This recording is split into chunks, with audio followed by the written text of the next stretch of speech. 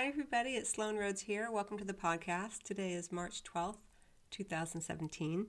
Today's podcast is going to be about deepening your connection to your spirit guides and guardian angels. It's one of the most common questions I receive is how to talk to your guides and angels, how to connect to them, how to even know that they're there.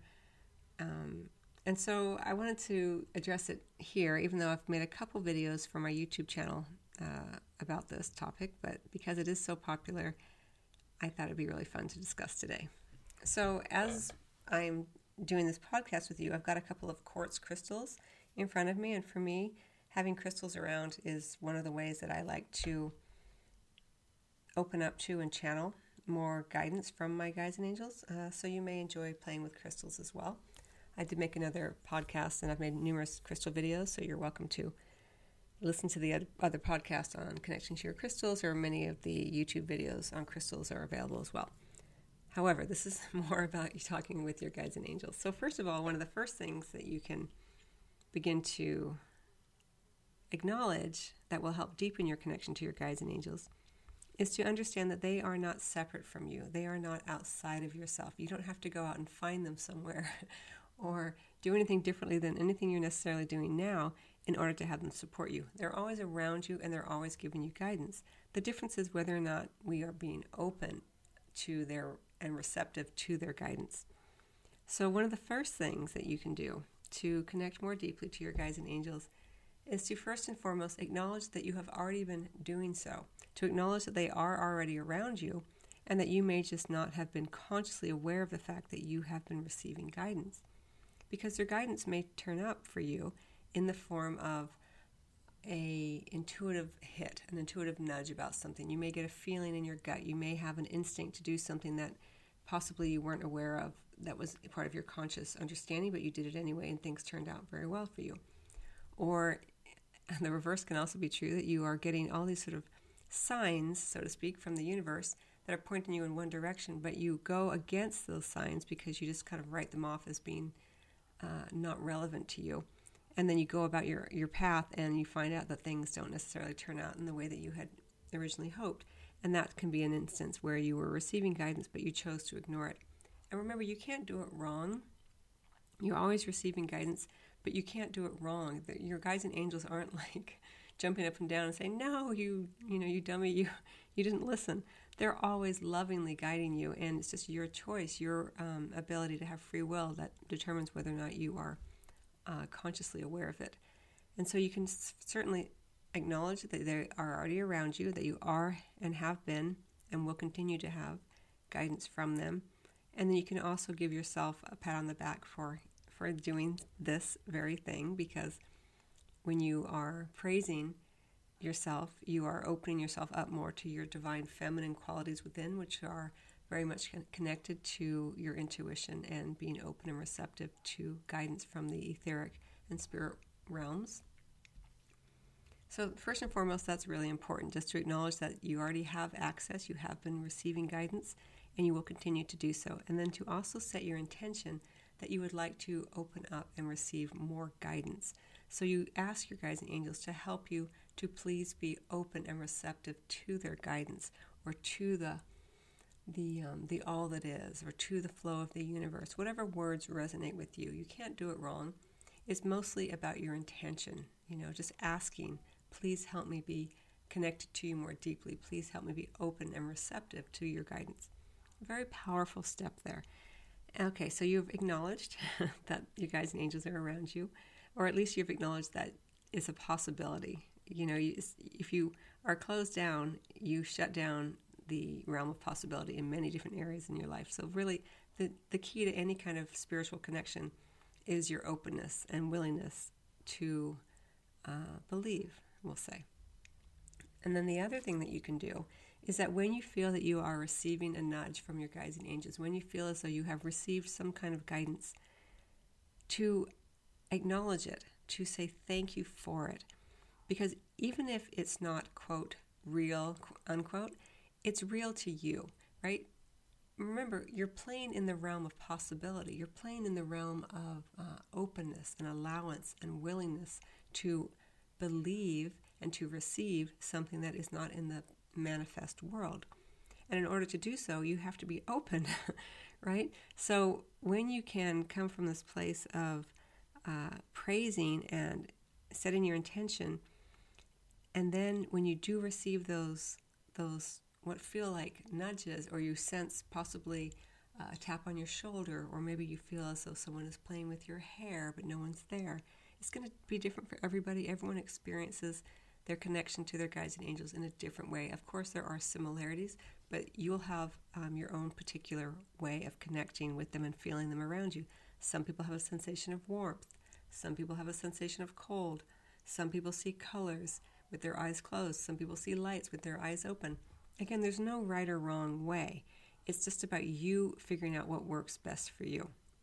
So when you feel that you are receiving some kind of guidance, to recognize it, to give praise to it, and regardless of whether, before your ego can get in there and say, no, that was just the wind blowing, no one's touching your hair, because it doesn't really matter when you're first kind of learning this. It's like a new game.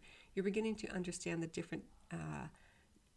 It's kind of like learning a new language, right? When you're learning a language, at first you don't understand the nuance of certain words, but as you gain greater mastery of a language, you understand, the double meanings of things and the nuances and the different words you can use. And that's kind of the same thing. It's like a language. You're learning a new language of how to speak to spiritual beings who aren't in a manifest body. Of course, you are a spiritual being. We all are. We're spiritual beings first, and we're having the human experience here. But to speak with our guides and angels, it's a different sort of language. And they often speak to us in the language of symbols, and they get our attention with repeating numbers, with patterns, with symbols. You may often see signs, like if you're driving, you may see a sign on a truck, and it means something, and you may not know what it means, though, but for some reason it has a certain light around it. You feel really connected to it in that moment, and you're like, okay, wow, I really keep seeing, a picture of a sunset or a beach, or I see a picture of a pineapple all the time. Why do I keep seeing a pineapple everywhere? What does that mean to me? Well, one of the things you can do before you freak out or get annoyed, like what the heck? Why do I keep seeing 11:11? Why is it haunting me? That kind of thing. Same thing, like a pineapple, 11:11, a sunset. It doesn't matter what the image is or what the symbol is. Everyone experiences that same repetition of something that is trying to get their attention. And what's trying to get your attention are your guides and angels. So rather than get super frustrated right away, first of all, you can take a breath and you can asking yourself first, where do I know this already inside of me? Because your guides and angels are not separate from you. It's all one energy. In fact, your guides and angels include your more expanded sense of self, past, present, future lives, also trying to guide you in this present incarnation, which is a fascinating concept and really can help give you some comfort that you are not separate from these beings. You're not separate from yourself. It's all one energy, but you're just having a differentiated experience here on the planet Earth in this incarnation. So you could ask yourself, where does this information lie within me already when you are receiving symbols? And also at the same time acknowledging that you are receiving a symbol, or at least acknowledging that you may be receiving guidance in that moment from your guides and angels. Again, having the openness and the allowance creates more availability for them to connect with you in different ways. So you can ask yourself, where does this knowledge exist within me already? And then if nothing comes, you can say, okay, guides and angels, I'm not able to access that. Can you show me in a different way? Or is it possible for you to whisper it in my ear? Is it possible for you to show me in a different way? Or when I'm sleeping, can you whisper it when I'm sleeping so that when I awaken, I have a greater understanding? Because during the dream state, we have we're much more available to their guidance because there's less resistance in the dream state. We're more open, and our egos can't really get in there. So those are just a couple of different ways. But really, the first step is to sort of acknowledge that not only do they exist, or acknowledge that there's the possibility that they exist, but that you have indeed been receiving guidance from them your entire life, and you will continue to do so. And then you set your intention, please help me be more open and allowing so that I can be more open to receiving your guidance. So asking for, acknowledging that they exist or that they possibly exist, and then setting your intention that you want to connect more deeply with them and have more availability to receive their guidance is two super important ways and methods to begin to deepen that connection. And then another way is to give thanks, to be grateful and appreciative of their information that you are receiving, even if you don't know what it means yet, because the ego will always say, what does it mean? If I don't know what it means, then it's useless information. It's not that it's useless, it's just that you haven't opened up to what it means yet. It hasn't been revealed to you, from you yet.